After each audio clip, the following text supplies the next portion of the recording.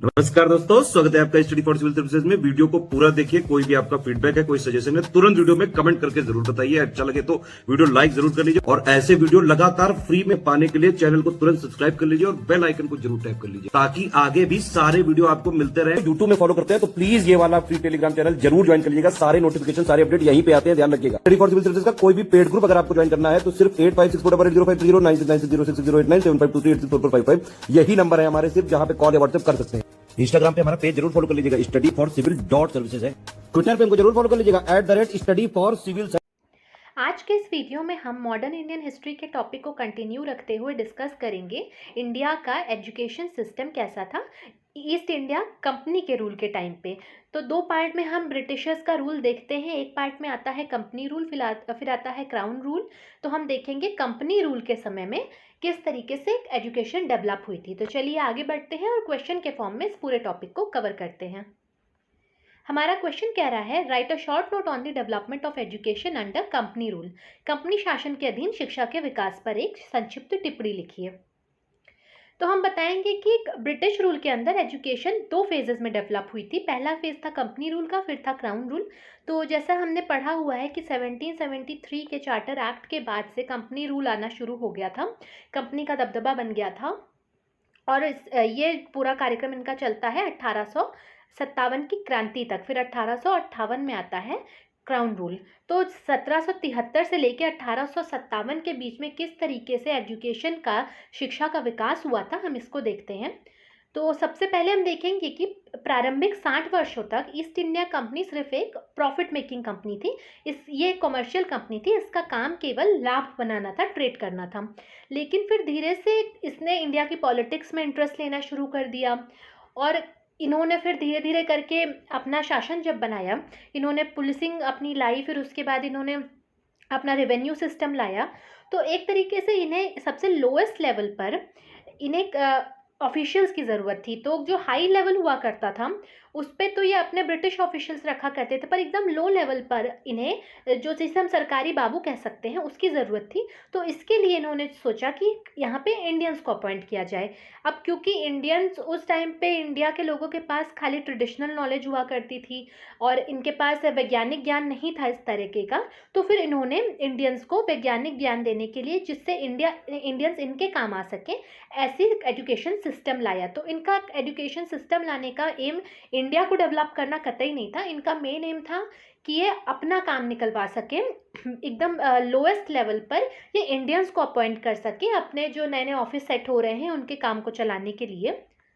तो चलिए अब हम आगे देखते हैं किस तरीके से इंडिया में एजुकेशन का डेवलपमेंट हुआ। तो सबसे पहले के शुरू के जो 60 साल थे उसमें कोई भी सरकारी तौर पे एफर्ट नहीं किया जाता था। कुछ एफर्ट्स इंडिविजुअल हुए थे और उनका भी कोई एम इंडिया का डेवलपमेंट नहीं था। उनका भी एम था इंडियंस को ब्रिटिशर्स के लायक बनाना, एक तरीके से हम कह सकते हैं। तो इसमें सबसे पहला एफर्ट हम वॉरेन हेस्टिंग के द्वारा देखेंगे। 1781 में उन्होंने कलकत्ता में मदरसे स्थापित किए थे मुस्लिम लॉज को पढ़ने के लिए।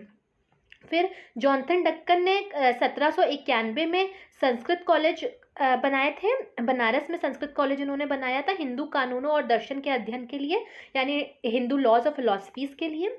और लॉर्ड वेलेस्ली ने 1800 में कंपनी के सिविल सेवकों को भारतीय रीति रिवाजों में भारतीय भाषा में प्रशिक्षण देने के लिए फोर्ट विलियम कॉलेज की स्थापना की थी। तो इन्होंने जितने भी ये शुरुआत में एजुकेशन के सिस्टम डेवलप किए थे, इनका मेन एम यही था कि ब्रिटिशर्स को पहले इंडियंस के बारे में बताया जाए, इंडियन के लॉज बताए जाए, चाहे वो मुस्लिम लॉज हों या फिर हिंदू लॉज हों। इन सबको ब्रिटिशर्स समझे, इंडियंस को समझे, इंडियंस की थिंकिंग को समझे, क्योंकि अगर वो इंडियंस को नहीं समझेंगे तो इंडिया पर रूल नहीं कर पाएंगे। तो एक बहुत ही हम कह सकते हैं फार साइटेड की पॉलिसीज़ हुआ करती थी, क्योंकि ये जानते थे कि किसी भी देश पर रूल करने के लिए वहाँ के ट्रेडिशंस को, वहाँ के लॉज को, इन सबको समझना ज़रूरी है। तो इन्होंने इस सारी चीज़ों की स्थापना अपने फ़ायदे से की थी। फिर जो फोर्ट विलियम कॉलेज की स्थापना हुई थी 1802 में, ये कॉलेज बंद हो गया था कलकत्ता में, ये लंदन में शिफ्ट हो गया था। ये भी आप यहाँ पे नोट कर लीजिएगा। उसके बाद जो सरकारी तौर पे जो डेवलपमेंट शुरू होता है एजुकेशन का, वो होता है 1813 से, जब चार्टर एक्ट आता है 1813 में। 1813 का चार्टर एक्ट इंडिया में क्रिश्चियन मिशनरीज़ की एंट्री लेकर के आया और क्रिश्चियन मिशनरीज़ आने के बाद से इंग्लिश एजुकेशन एक तरीके से इंडिया में एंटर करती है। 1813 का जो चार्टर एक्ट था उसने ये सैंक्शन किया कि 1 लाख रुपए एनुअली दिए जाएंगे मॉडर्न साइंसेस पढ़ाने के लिए कंट्री में। तो 1813 में ये 1 लाख रुपए एनुअली देने की बात कही गई थी, लेकिन 1823 तक ये पैसे ग्रांट नहीं किए गए थे। 1823 से ग्रांट किए गए थे। तो 1813 के चार्टर एक्ट के पैसे 1823 में आए थे। ये पॉइंट भी आपको याद रखना है। फिर इनका ये पॉइंट था कि ये एनलाइटेड इंडियंस को एनकरेज करें, वो साइंटिफिक एजुकेशन लें और ये साइंटिफिक एजुकेशन आगे फैलाएं। इस तरीके से एनलाइटेंड जो इंडियंस थे उनको एनकरेज करें। फिर इसी चार्टर एक्ट के थ्रू 3 संस्कृत कॉलेज स्थापित किए गए थे, कलकत्ता, दिल्ली और आगरा में। इसके बाद जब चार्टर एक्ट आता है और इंडिया में मिशनरीज की एंट्री होती है, तब 2 तरीके के ग्रुप्स भी निकल करके आते हैं। एक होता है ओरिएंटलिस्ट और दूसरा होता है एंग्लिसिस्ट। ओरिएंटलिस्ट यानी कि प्राच्यविद और एंग्लिसिस्ट यानी आंग्लवादी। इन दोनों समूहों में इस बात को लेकर के डिफरेंस थे कि इंडियंस को एजुकेशन किस मीडियम में देनी चाहिए। ओरिएंटलिस्ट का मानना हुआ करता था कि इंडियंस को एजुकेशन इंडियंस की ही वर्नाक्युलर लैंग्वेज में, उनकी आम बोलचाल की भाषा में देनी चाहिए। और जो छात्र नौकरी करने के लिए तैयारी कर रहे हैं, जो नौकरी करना चाहते हैं, उनको विज्ञान और साहित्य की पश्चिमी शिक्षा प्रदान करनी चाहिए। तो जैसे इनका रेवेन्यू सिस्टम आया था, तो अब उसमें पूरा लेखा जोखा अगर लैंड का करना है तो मेजरमेंट्स वगैरह आने चाहिए। तो ऐसे लोगों को जो सरकारी नौकरी करना चाहते हैं उन्हें साइंटिफिक एजुकेशन दी जाए। लेकिन जो नॉर्मल लोग एजुकेशन लेना चाहते हैं उन्हें उनकी पारंपरिक भारतीय शिक्षा मिलनी चाहिए। तो ये था ओरिएंटलिस्ट का व्यू। और जो एंग्लिसिस्ट थे, इसमें भी 2 ग्रुप्स निकल कर के आए। एक थे इंग्लिश लैंग्वेज में एजुकेशन मिले, एक थे वर्नाकुलर लैंग्वेज में एजुकेशन दी जाए। लेकिन उनका जो एजुकेशन का थीम था एंग्लिसिस्ट का या आंग्लवादियों का, वो था आधुनिक अध्ययन। यानी इनका यही मानना था कि इंडियंस को मॉडर्न एजुकेशन देनी चाहिए, उनकी ट्रेडिशनल एजुकेशन नहीं देनी चाहिए। और बस इनमें एंग्लिसिस्ट में 2 ग्रुप निकल के आए थे। ये डिफरेंस था, एक मानते थे कि इंग्लिश मीडियम में एजुकेशन देनी चाहिए, एक का कहना था कि उनकी वर्नाकुलर लैंग्वेज में एजुकेशन देनी चाहिए। इसके बाद आता है लॉर्ड मैकॉलेस माइन्यूट ऑफ 1835 या लॉर्ड मैकॉले का 1835 का कार्यवृत्त।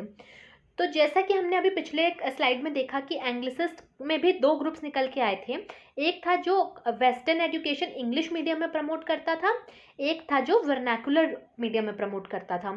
तो लॉर्ड मैकॉले के माइन्यूट में इंग्लिश मीडियम को जो फेवर किया करता था ग्रुप, उसकी बात को मानते हुए इन्होंने ये कहा कि इंडियंस को वेस्टर्न साइंसेज और लिटरेचर में एजुकेशन देनी चाहिए इन ओनली इंग्लिश मीडियम, यानी केवल अंग्रेजी माध्यम से पश्चिमी विज्ञान और साहित्य पढ़ाने चाहिए इंडियंस को, ऐसा इन्होंने सुझाव दिया।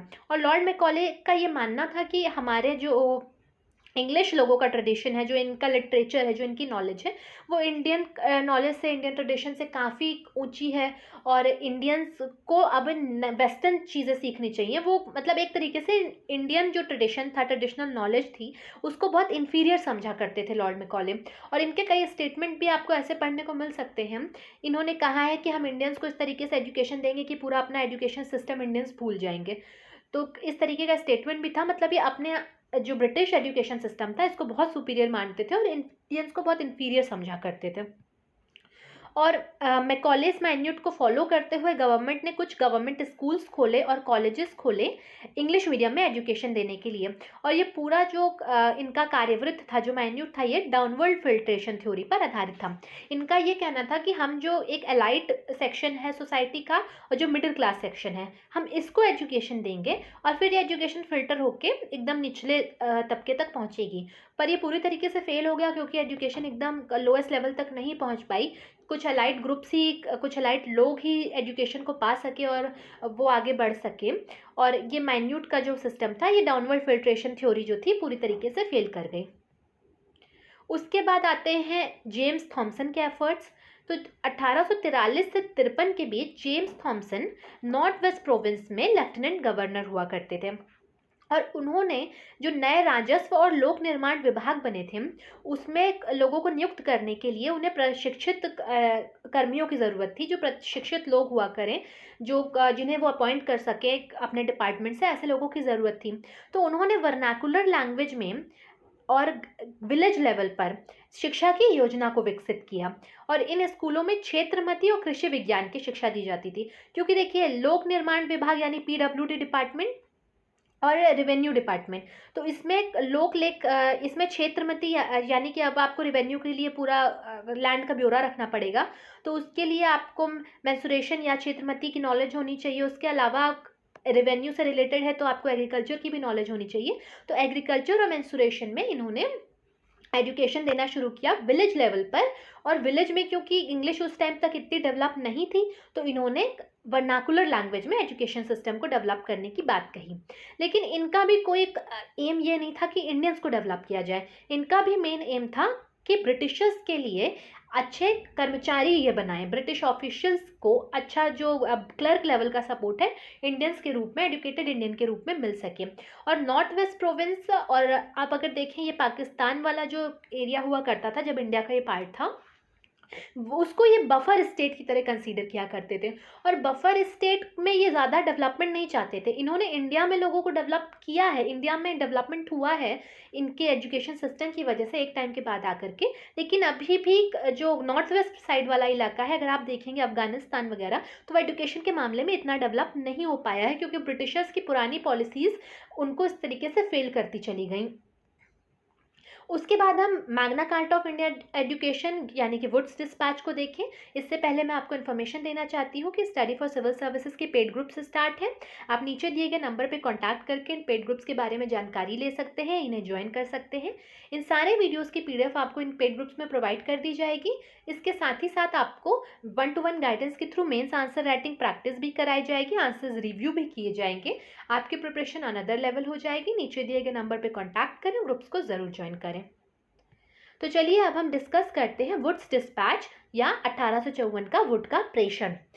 इसे भारत में अंग्रेजी शिक्षा का मैग्ना कार्टा कहा जाता है और भारत में शिक्षा के प्रसार के लिए ये पहली व्यापक योजना थी। तो ये फर्स्ट कॉम्प्रिहेंसिव प्लान था for the spread of education in India, और इसने सरकार से जनता की शिक्षा की जिम्मेदारी लेने को कहा। तो इसके पहले जैसे मैकॉले मिनट में हमने देखा था कि डाउनवर्ड फिल्ट्रेशन की थ्योरी लाई गई थी, तो इसने इस डाउनवर्ड फिल्ट्रेशन की थ्योरी को उल्टा किया और सरकार को कहा कि आप रिस्पॉन्सिबिलिटी लें मास एजुकेशन की, मासेस को एजुकेट करें, बड़े जनता को एजुकेट करें। और इस शिक्षा प्रणाली में पदानुक्रमित प्रणाली बनाई गई, यानी कि एक हायरार्किकल सिस्टम ऑफ एजुकेशन बनाया गया। ये हायरार्की क्या थी अब हम देखते हैं। तो वुड्स डिस्पैच के हिसाब से सबसे निचले स्तर पर वर्नाक्युलर लैंग्वेज में प्राथमिक विद्यालय थे, यानी प्राइमरी स्कूल्स थे बॉटम लेवल पर, और वो भी वर्नाकुलर लैंग्वेज में, स्थानीय भाषा में। उसके बाद एंग्लो वर्नाकुलर हाई स्कूल्स हुआ करते थे और डिस्ट्रिक्ट लेवल पर एफिलिएटेड कॉलेज हुआ करते थे, एंग्लो वर्नाकुलर हाई स्कूल और संबद्ध कॉलेज। उसके बाद इन्होंने यूनिवर्सिटीज़ बनाई बॉम्बे, कलकत्ता और मद्रास के शहरों में। और अंग्रेजी शिक्षा में उच्च शिक्षा और स्थानीय भाषा में प्राथमिक शिक्षा की पूरे वुड डिस्पैच ने सिफारिश की, यानी कि हायर एजुकेशन मिलनी चाहिए इंग्लिश लैंग्वेज में और प्राइमरी एजुकेशन दी जाए वर्नाकुलर लैंग्वेज में। इस पूरे डिस्पैच में गवर्नमेंट स्कूल्स में सेक्युलर एजुकेशन दी जानी चाहिए, ये भी कहा गया था। इसके अलावा इसने ग्रांट एंड एड को भी एनकरेज किया था, साथ ही साथ प्राइवेट पार्टिसिपेशन एनकरेज हो, प्राइवेट पार्टिसिपेशन हो एजुकेशन में। जो एलाइटेड इंडियंस हैं वो मासेस को एजुकेट करने में मदद करें, ये बात भी कही गई थी कि आप उन्हें ग्रांट एंड एड दीजिए, आप उन्हें एनकरेज करिए जिससे कि वो भी आए आगे और मासेस को एजुकेट करने में मदद कर सकें। और इस डिस्पैच में महिला शिक्षा और व्यावसायिक शिक्षा पर भी ध्यान केंद्रित किया गया था, यानी फीमेल एजुकेशन और वोकेशनल एजुकेशन की भी बात कही गई थी। तो वुड्स डिस्पैच से रिलेटेड हमें पॉइंट याद रखने हैं। महिला शिक्षा की बात थी, वोकेशनल एजुकेशन की बात थी, प्राइमरी लेवल पर वर्नाकुलर लैंग्वेज में शिक्षा थी, हायर लेवल पर इंग्लिश लैंग्वेज में शिक्षा थी, और 3 हमने यूनिवर्सिटी देखी, कलकत्ता, बॉम्बे और मद्रास में बनी थी, जो कि वुड डिस्पैच में बात हुई थी 1854 में। लेकिन आपको कमेंट सेक्शन में बताना है कि ये यूनिवर्सिटीज इस्टेब्लिश किस ईयर में हुई थी। और उसके बाद कुछ अदर डेवलपमेंट जो किए गए थे, अन्य विकास क्या क्या हुए थे एजुकेशन में 1857 के पहले, तो देखिए आंसर यही मिल गया। 1857 में इस्टेब्लिश हुए थे कलकत्ता, बॉम्बे, मद्रास में यूनिवर्सिटीज़, और department of education her province में बनाया गया था वुड्स डिस्पैच के अंदर। 1849 में नारी शिक्षा के लिए बेथ्यून कॉलेज की स्थापना की गई थी, डेट याद करके रखिएगा, प्रीलिम्स के लिए इंपॉर्टेंट है। 1849 में बेथ्यून कॉलेज की स्थापना, और ये कॉलेज बनाया किसने था, कौन इसके फाउंडर थे, ये कमेंट सेक्शन में मेंशन करिएगा।